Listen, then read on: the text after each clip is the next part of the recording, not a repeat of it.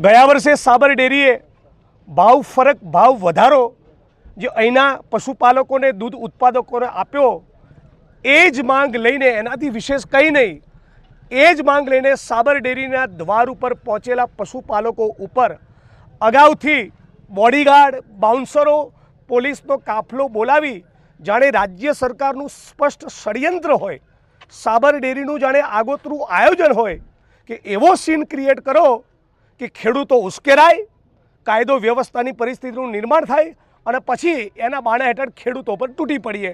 અને એ જ ધંધો સાબરકાંઠાની પોલીસે કમલમ અને ગાંધીનગર અને સાબર ડેરીના ઇશારે કર્યો અને જેનું પરિણામ આવ્યું કે ઈડર તાલુકાના ઝીંઝવા ગામના અશોકભાઈ ચૌધરી નામના યુવાનનું બહુ જ કરુણ મૃત્યુ થયું.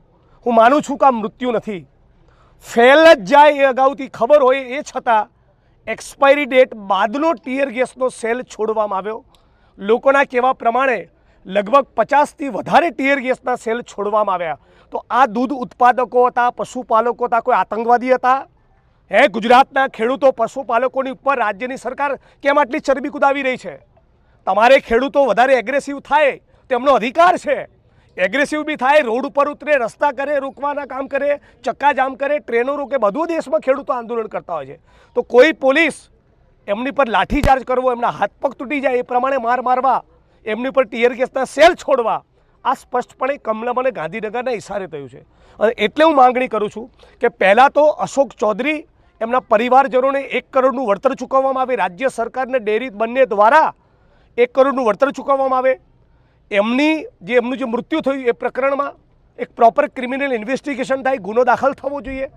એના માટે જે પણ પોલીસ કર્મી જવાબદાર હોય એમની ધરપકડ થવી જોઈએ.